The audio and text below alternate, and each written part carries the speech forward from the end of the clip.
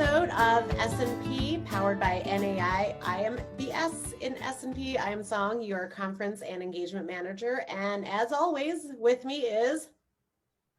Hi, I'm Paul. I'm the P in S&P, and I'm on vacation this week. But, you know, with you as always, Song, I wouldn't miss an episode. So I'm happy to be here and looking forward to a great episode. Yeah, excellent. So, Paul, you've got the ocean behind you. It looks amazing. Yeah, well, you know, I'm here with my family. It's an annual trip to the Jersey Shore. Not a bad day. Well, so, Paul, for this week's episode, we will be going to... Oh, Paul, can you hear me? Actually, you're breaking up a little bit. It's sort of windy. I've got the ocean behind me. I'm having a little trouble hearing you. You know, there's thunderstorms today, and I think a Wi-Fi outage on the beach. And I'm sorry, Song, what? Paul. I'm actually, there's a little bit of a lag, and I'm actually just about to go through a tunnel, and I'm going through a tunnel. I can't hear you. I can't hear anything, Song. I'm sorry. I'll bet you have some amazing stuff going on. I don't know if you can hear me, but yeah, there's a truck behind me. There's people. There's some people running interference here with satellites. There's cell data blockers. Okay. Okay. Well, clearly, Paul can't hear me because he's having too much vacation. So what am I going to do?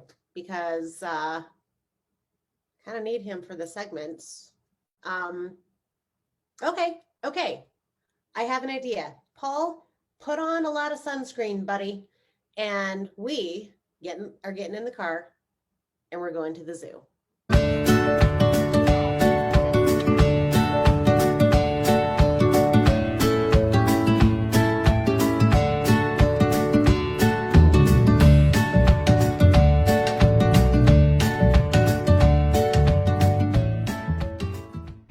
At Utah's Hogle Zoo.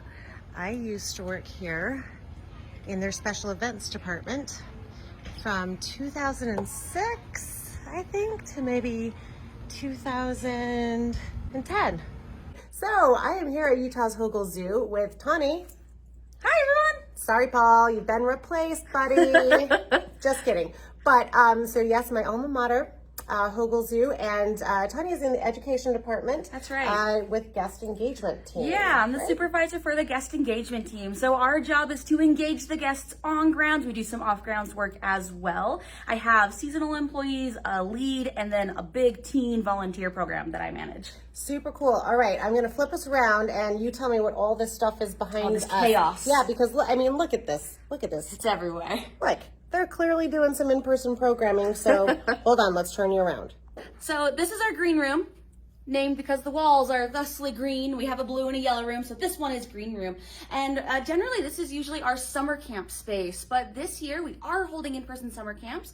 They're much smaller. The kids do have to be masked and social distance. This room did not allow social distancing. So instead, I took it over for my teen program. So every day, my volunteers, they come down here and then they get the what's going on at the zoo and what do I need from them. So this is their workstations. It's where they take their lunch at. There's other books in here that they can read and have information. There's bigger ones too to do research. We have other indoor activities because if you've not been to Utah, it's really hot here, and so I try to make sure there's indoor activities when they need them. Now, one of the coolest things we did this year was allow the teens the freedom to actually create their own schedule. So every day I look online to see what I need filled up because we do giraffe feeds, sometimes we do pachyderm feeds, we have demos, so like narrations for elephant program and pinniped programs, and I need teens to help us out with that. So what I do is I update this to say how many teens I need. I then put little boxes because it helps the teens stay on track as they X out everything. And then they come in and they build their own schedule meal based on my needs, and they fill in the holes with other things they'd like to do. So it gives them the freedom. So you can see, like over here, Alyssa decided to do study time for a half an hour in the afternoon. It's the hottest part of the day, so it's a good time to do it. And she said she's going to study red pandas so that later she could then do red panda talks. So that is how this board works here. It's chaos, but it's organized, and it's worked out really, really well this year. It takes a load off of me to have to build their schedules for them every day and just make it do them themselves. It also gives them the independence to decide what they want to do every single day. I want to do red pandas. You don't want to do the giraffe feed every single day? I want to do the giraffe feed. Yeah. Let's go do the giraffe feed. We can go do the giraffe feed. Let's go do the giraffe feed. All right. Come on. Riley, let's go. Good boy. Come on. Steph, are you going to come up? Mika? Oh, look at all this. So Tani, how do you interact with the guests when you do these giraffe feedings? Yeah, so the giraffe feeding, we have multiple people here, and for the volunteers, they actually rotate different shifts so that everyone gets a chance to work with the giraffes. We also have a lettuce person. They handle the lettuce, but most importantly, they give the rules. These animals, they are big, they are gentle, but they're also really big, and so it doesn't take a lot for them to accidentally hurt someone. So because of that, there's lots of rules just to make sure it's safe for the guests, for us as staff, and for our animals. It looks like Minka might be wanting to come up. Maybe we'll switch and come over here and see if she wants us. Yeah. That's a good girl. Oh my gosh. This is Minka. She is the sassiest, smartest girl I know. Do you want, look, apple? Good girl. Now Minka's 4 years old. She's one of the 3 giraffes that we do feeds with. We only have 3 giraffes here at Hogle Zoo. So we have Miss Minka, Big Riley, who we were talking about earlier, and then Stephanie. The 2 girls are here for a breeding recommendation for Riley, but this is who the guests can actually feed. Now the guests will feed out pieces of lettuce, not this grain that I'm feeding out, but they do love the grain. And then when we're doing this, we want to give the guests the best experience we can while also being safe for everyone, like I was kind of mentioning earlier.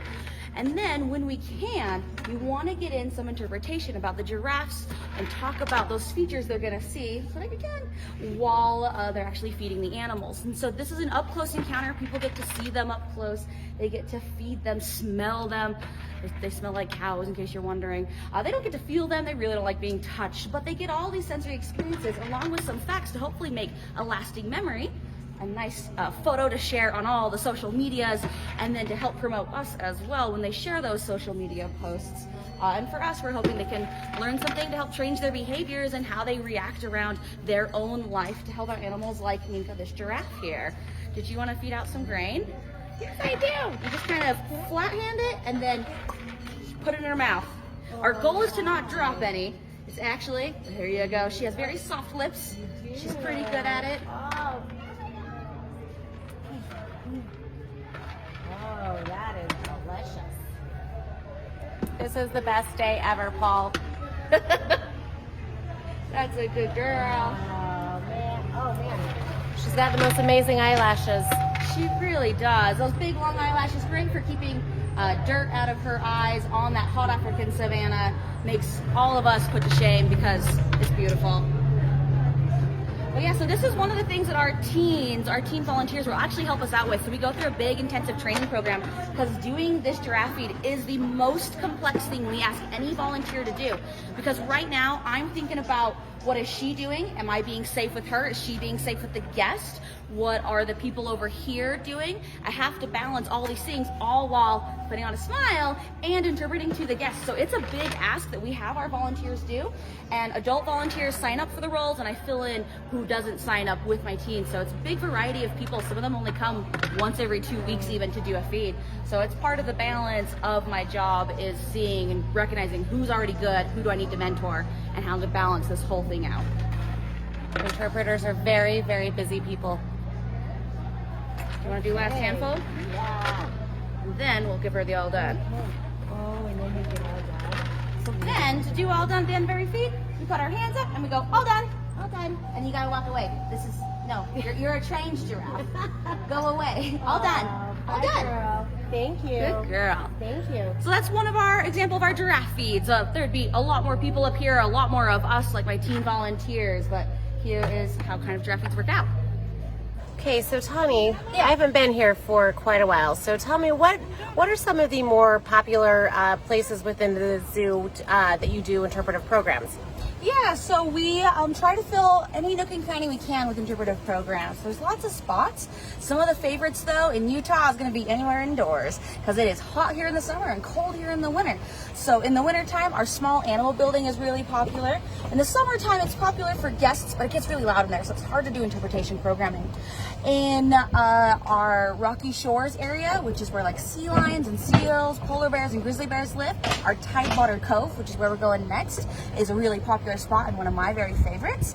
We also have Asian highlands full of different species of Asian cats, and there we have what we call Grandma's House. It's another really great interpretive space, really small space that is air conditioned, so guests love it, and then we utilize that to talk about different cultures over in Asia and the cats that live there. Amazing. So this here is Asian Highlands. It opened up 16 years ago now, but it's actually still one of my favorite spaces. So we're gonna come up here and park and go inside of Grandma's house. You can see the entrance right there. So this is Grandma's house. Now we had to redo sort of this building or the concept of it in the last year. I know those of you who are interpreters and work at facilities understand there's been lots of budget cuts. I no longer have the people who can staff this all day long. That's what we used to do. So then we had lots of things out because we had staff to watch it. So I had to really rethink this space. So those of you who maybe are used to Hogle Zoo might look at this and go, hey, that looks different. It does. So in here, there are hidden things around that people can pull out. We have locked cabinets to pull things out of, and we have the key up here to help us do interpretation with guests.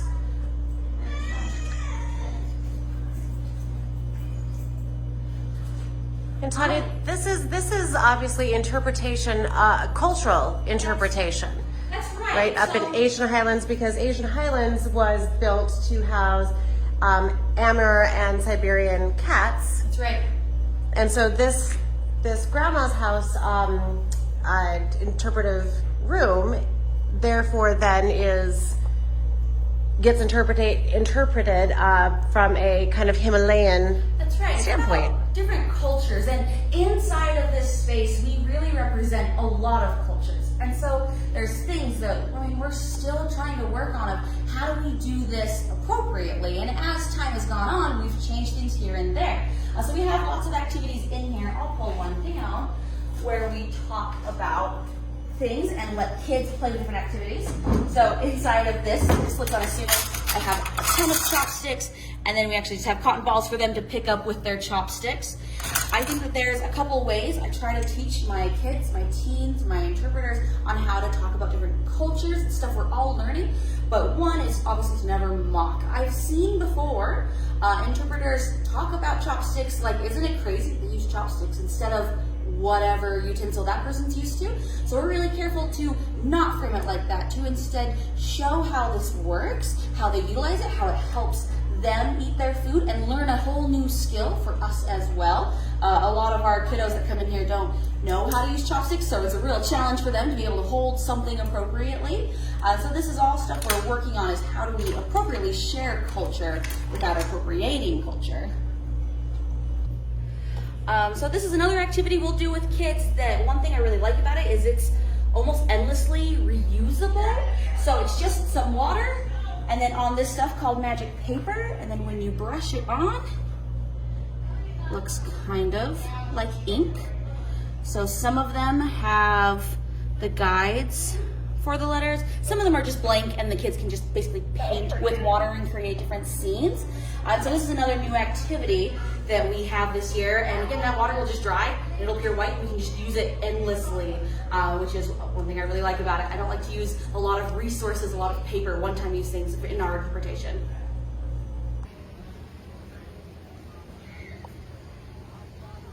So this is our Tidewater Cove. It's our indoor building where there's the seals, the sea lions, polar bear viewing as well, underwater viewing, and a lot of really cool articulated skeletons, which is some of my favorite things in here. So you can see one of our harbor seals, she's molting right now. So she's looking kind of silly. As they molt, they shed out all their fur, basically all at once, and they grow new fur. Her name is Mira. We also have her sister, Nika. This is amazing. This was not quite finished when I left the zoo. So this is amazing to see. Come this way. We have one of our two tanks in this building. This one here is to mimic a pier. So then there are different fish in here and anemones to talk about how a wildlife around humans and a pier might be like. Our California sea lions. There's one of our interpreters, Tess. Say hi, Tess. Hi. Hey, Tess. All right, Tess, tell me about this amazing guy right here.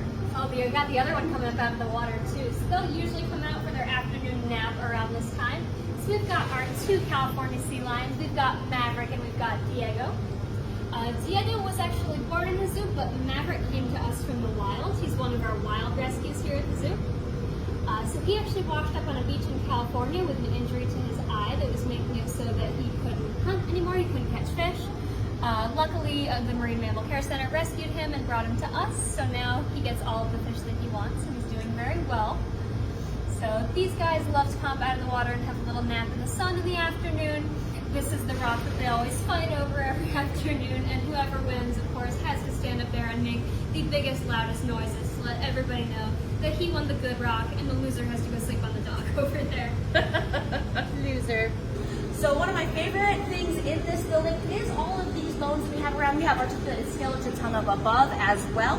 While we can be in here to interpret about them, it's also stuff for people to explore and touch on their own. They get sanitized regularly, of course. So different bones for them to see up close. My favorite is not one that people can touch, but is actually up behind me. This here is a sperm whale skull.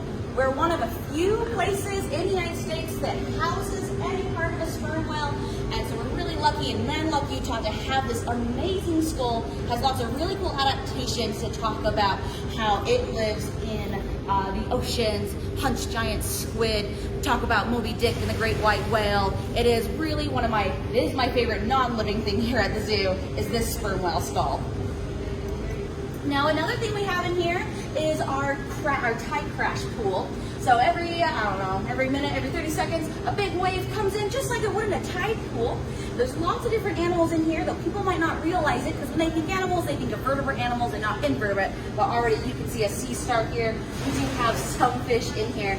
We actually play a game called Junior Zookeeper that my teams run and my seasonals do as well, my employees, where they come up and they ask the kid if they want to be a zookeeper, and then they do a count of how many animals they can find in here.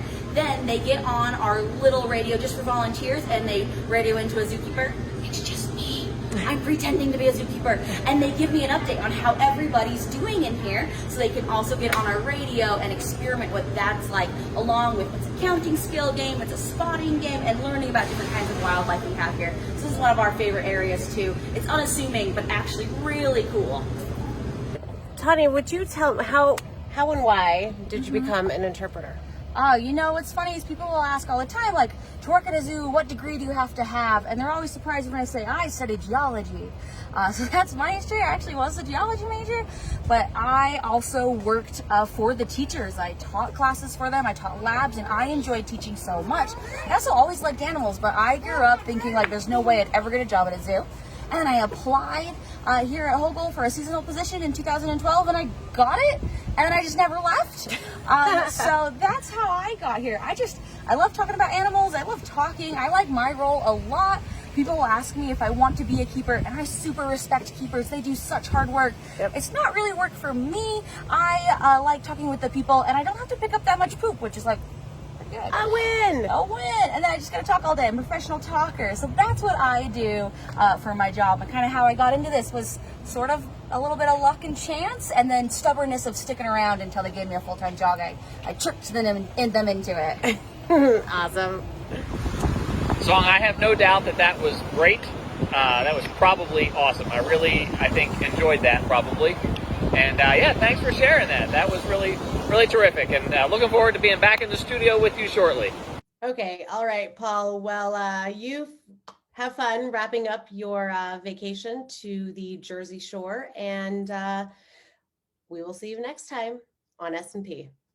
Have a great rest of the week. We'll see you soon. Happy July to everybody.